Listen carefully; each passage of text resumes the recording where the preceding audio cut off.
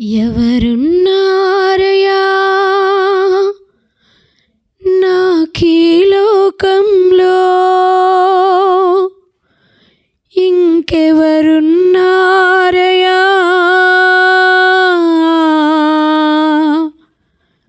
నా జీవిత యాత్రలో. యేసే నాదరి, సియోనే నా గురి, నీ కృప చూపుమా, ఆగమ్యం చేర్చుమా. ప్రియమైన దేవుని బిడ్డలారా, మన ప్రభువును ప్రియరక్షకుడునైన యేసుక్రీస్తు అతి శ్రేష్టమైన నామంలో మీకు శుభములు తెలియజేయుచున్నాను.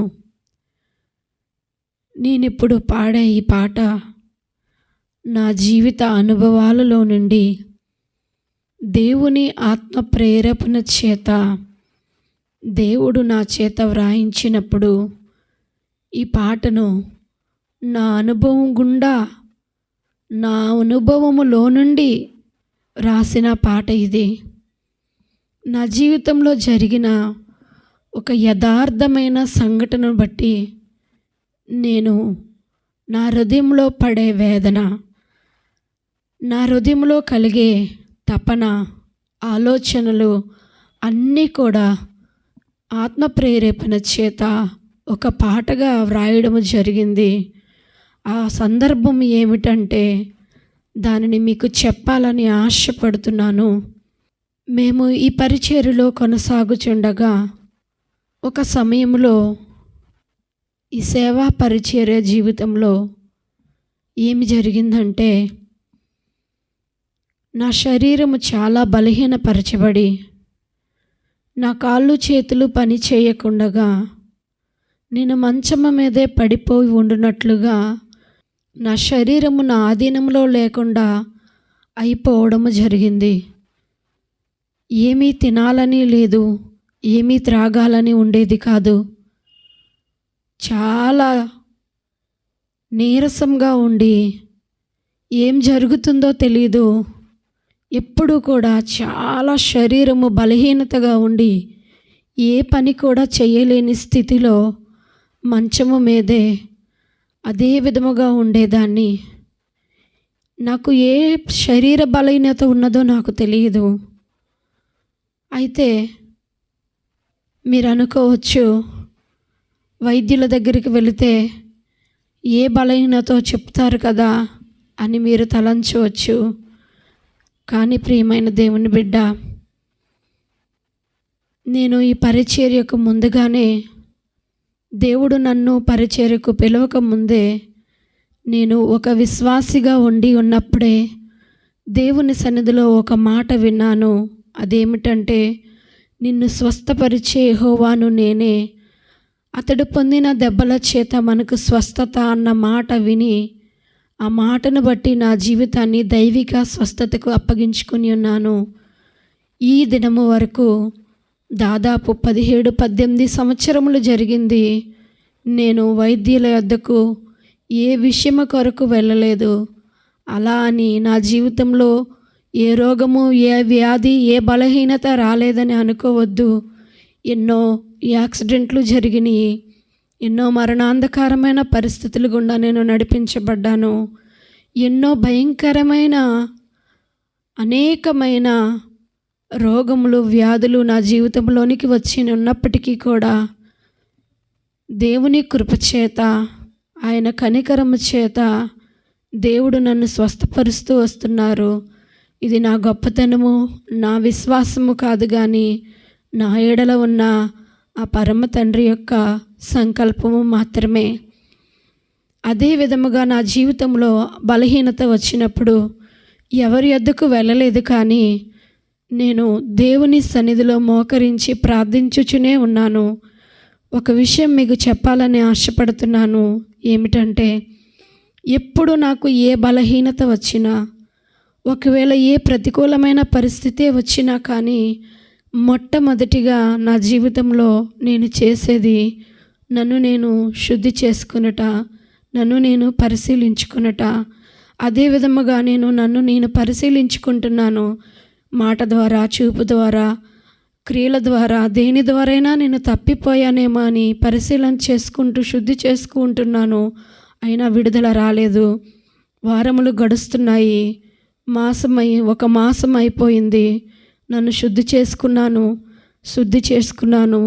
తర్వాత ఎవరినైనా ఏమైనా అనాలోచితంగా మాట్లాడానేమో అనుకున్నాను. ఆ విషయంలో శుద్ధి చేసుకున్నాను.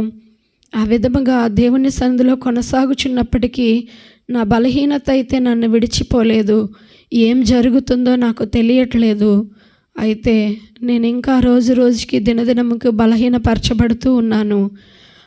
దేవుని సన్నిధిలో కనిపెడుతున్నాను. అయ్యా, ఇదిగో నీవు పిలుచుకున్న దేవుడవు, నిన్ను నమ్మి ఈ పరిచర్యకు వచ్చి ఉన్నాను ప్రభువా. నీవు మాత్రమే నాకు ఆధారం ప్రభువా. నీ కృపే నాకు ఆధారం యేసయ్యా. ఈ విశ్వాస జీవితంలో, నా జీవిత యాత్రలో ఎవ్వరూ నాకు లేరు ప్రభువా. ప్రియ దేవుని బిడ్డ, నిజం చెప్పాలంటే నాకు ఈ జీవిత యాత్రలో, ఈ విశ్వాస యాత్రలో ఎవ్వరూ తోడుగా లేరు. నా యేసయ్య మాత్రమే నాకు తోడు. నేను ఎవరి యొద్దకు వెళ్తాను ప్రభువా? నీ సన్నిధే కదా నాకు ఆధారం అని ప్రతిరోజు కూడా రాత్రికాల సమయంలో నిద్ర పట్టేది కాదు. దేవుని సన్నిధిలోనే అదే విధముగా నేను ఎవరి యొద్దకు వెళ్తానని ఏడుస్తూ దేవుని పాదాలు పట్టుకుని ప్రార్థన చేస్తూనే ఉండేదాన్ని. ఏం జరిగిందో కూడా తెలియదు. ఎందుకు ఈ బలహీనత వచ్చిందో కూడా తెలీదు. అయితే సరిగ్గా 30 రోజులు, అంటే ఒక మాసము జరిగిపోయింది. ఒకానొక సమయంలో అర్ధరాత్రి 12 గంటలకు దేవుని కృపా సమయ దగ్గర ప్రార్థనలో కనపడుతున్నాను, ప్రార్థన చేస్తున్నాను. అప్పుడు దేవుని బలమైన అభిషేకము నాలోనికి దిగివచ్చి పరిశుద్ధాత్మ ద్వారా ఆత్మదేవుడు నాకు ఒకటి బయలుపరిచి ఉన్నారు. అది ఏమిటంటే, మేము ఈ సేవా పరిచర్యలో కొనసాగకూడదని, ఈ పరిచర్య మేము విడిచిపెట్టి పారిపోవాలని, ఈ పరిచర్య మా ద్వారా ఒక మహిమ కలిగిన పరిచర్య జరగకూడదని చేతబడి చేయించారు. ఇదిగో నీ మీద అపవాది శక్తులు ఏలుబడి చేసి చేతబడి చేయబడడం జరిగింది అని పరిశుద్ధాత్మ దేవుడు నాతో మాట్లాడినప్పుడు వెంటనే నేను సేవకుల యొద్దకు వెళ్ళి, అయ్యా, ఇదిగో దేవుడు నాకు ఈ విషయం బయలుపరిచారు. ఈ విషయంలో ప్రార్థన చేయుటలో నాకు మీ సహాయము నాకు కావాలి అని దైవ సేవకులతో చెప్పినప్పుడు సేవకులు వెంటనే నాతో పాటు ఏకీభవించి అదే విధముగా కృపాసనము యొద్ద ఇద్దరము కలిసి దేవుని సన్నిధిలో ప్రార్థన చేయడం జరిగింది. ఏమి ప్రార్థన చేశామంటే విడుదలతో కూడిన ప్రార్థన ఆ రాత్రికాల సమయంలో చేయడం జరిగింది. ఓ దురాత్మ సమూహాలారా, మీరు ఎక్కడి నుండి వచ్చారో, ఎవరైతే మిమ్మల్ని నా దగ్గరికి పంపించారో వారి యొద్దకే వెళ్ళిపోమ్మని యేసుక్రీస్తు నామంలో మరియు పరిశుద్ధాత్మ అభిషేకంలో గద్దించి ప్రార్థించినప్పుడు పరిశుద్ధాత్మ దేవుడు ఆ రాత్రికాల సమయంలో ఎంతో గొప్ప విడుదల ఇచ్చి నా చేతులు, నా కాళ్ళు బలహీనత నుండి విడిపించి ఎంతో బలమైన ఆరోగ్యమును పరిశుద్ధాత్మ దేవుడు ఆ క్షణంలోనే నాకు అనుగ్రహించారు. హల్లెలూయా, హల్లెలూయా. దేవునికి మహిమ కలుగునుగాక.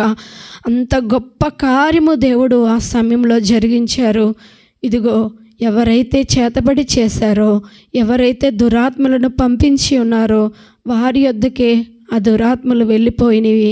వారెవరో కూడా దేవుడు బయలుపరిచారు. కానీ వారి కొరకు మేము దేవుని సన్నిధిలో కన్నీరు కార్చి ప్రార్థన చేశాము.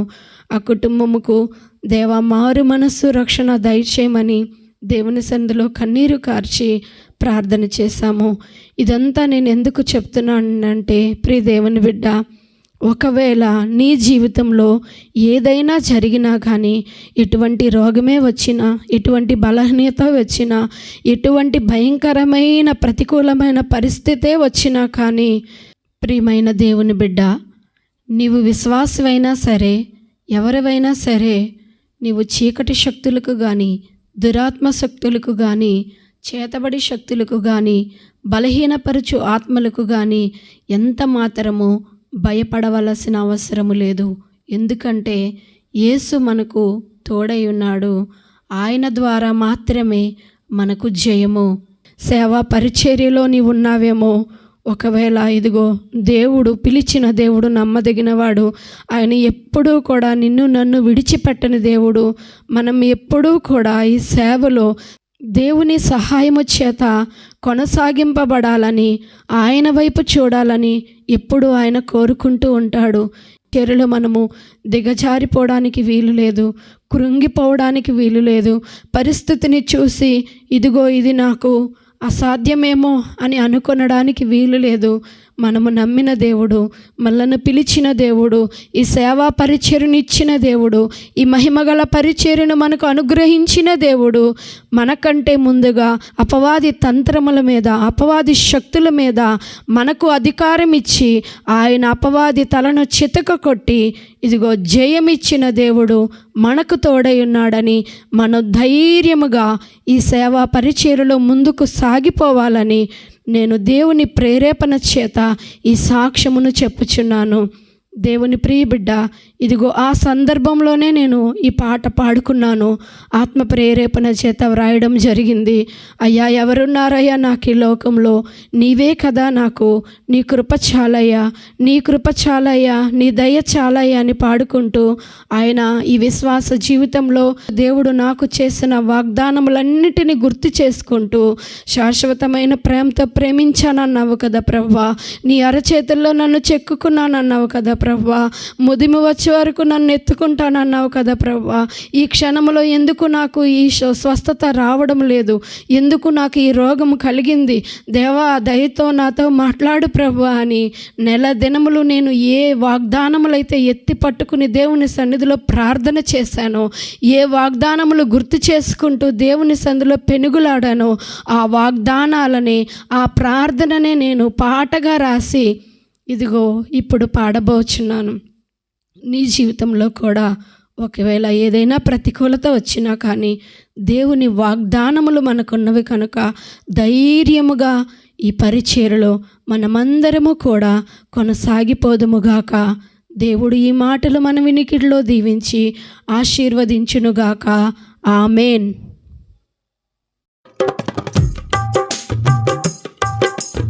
ఎవరున్నారయ్యా నాకీ లోకంలో, ఇంకెవరున్నారయ్యా నా జీవిత యాత్రలో? యేసే నాదరి, సియోనే నా గురి, నీ కృప చూపుమా, ఆ గమ్యం చేర్చుమా. నీ కృప, నీ కృప, నీ కృపయే చాలునయ్యా. నీ దయా, నీ దయా, నీ దయయే చాలునయ్యా. నీ కృప, నీ కృప, నీ కృపయే చాలునయ్యా. నీ దయా, నీ దయా, నీ దయయే చాలునయ్యా. ఎవరున్నారయ్యా నాకీ లోకంలో, ఇంకెవరున్నారయ్యా నా విశ్వాస యాత్రలో? యేసే నాదరి, సియోనే నా గురి, నీ కృప చూపుమా, ఆ గమ్యం చేర్చుమా. శాశ్వత ప్రేమతో ప్రేమించానంటివే, నీ అరచేతిలో నన్ను చెక్కుకున్నానంటివే. విడువక ఎడబాయక ప్రేమించానంటివే, ముదిమి వచ్చే వరకు ఎత్తుకుంటానంటివే.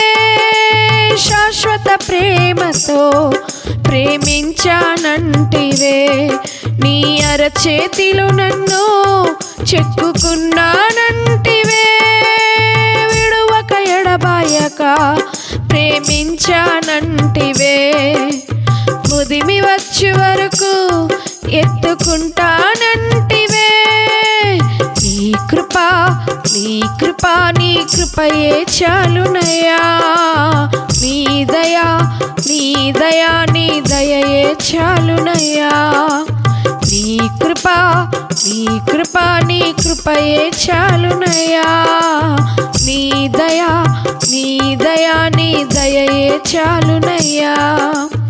ఎవరున్నారయ్యా నాకీ లోకంలో, ఇంకెవరున్నారయ్యా నా విశ్వాస యాత్రలో. యేసే నాదరి, సియోనే నా గురి. నీ కృప చూపుమా, ఆ గమ్యం చేర్చుమా. ఎండిన భూమిలో నీవు ఫలించునట్లుగా, నీ పరిశుద్ధత నాలో ఫలింపజేయుమా. నీ తొలకరి వర్షమును నిండుగా కురిపించి, నీ ఆత్మాభిషేకముతో ఆనందింపజేయుమా. ఎండిన భూమిలో నీవు ఫలించునట్లుగా, నీ పరిశుద్ధత నాలో ఫలింపజేయుమా. నీ తొలకరి వర్షమును నిండుగా కురిపించి, నీ ఆత్మాభిషేకముతో ఆనందింపజేయుమా. నీ కృప నీ కృప నీ కృపయే చాలునయ్యా. నీ దయా నీ దయా నీ దయయే చాలునయ్యా. నీ కృప నీ కృప నీ కృపయే చాలునయ్యా. నీ దయా నీ దయా నీ దయయే చాలునయ్యా. ఎవరున్నారయ్యా నాకీ లోకంలో, ఇంకెవరున్నారయ్యా అవిశ్వాస యాత్రలో. యేసే నాదరి, సియోనే నా గురి. నీ కృప చూపుమా, ఆ గమ్యం చేర్చుమా. ఎడారి బ్రతుకులో జీవజలమును కురిపించి, నీ ఆత్మఫలము నాలో ఫలింపజేయుమా. నీ పరిశుద్ధ రక్తమును నాపై కురిపించి, నా ప్రాణాత్మ శరీరము పరిశుద్ధపరచుమా. ఎడారి బ్రతుకులో జీవజలమును కురిపించి, నీ ఆత్మఫలము నాలో ఫలింపజేయుమా. నీ పరిశుద్ధ రక్తమును నాపై కురిపించి, నా ప్రాణాత్మ శరీరము పరిశుద్ధపరచుమా. నీ కృప నీ కృప నీ కృపయే చాలునయ్యా. నీ దయా నీ దయా నీ దయయే చాలునయ్యా. నీ కృప నీ కృప నీ కృపయే చాలునయ్యా. నీ దయా నీ దయా నీ దయయే చాలునయ్యా. ఎవరున్నారయ్యా నాకీ లోకంలో, ఇంకెవరున్నారయ్యా నా విశ్వాస యాత్రలో. యేసే నాదరి, సియోనే నా గురి. నీ కృప చూపుమా, ఆ గమ్యం చేర్చుమా. నీ కృప నీ కృప నీ కృపయే చాలునయ్యా. నీ దయా నీ దయా నీ దయయే చాలునయ్యా. నీ కృప నీ కృప నీ కృపయే చాలునయ్యా.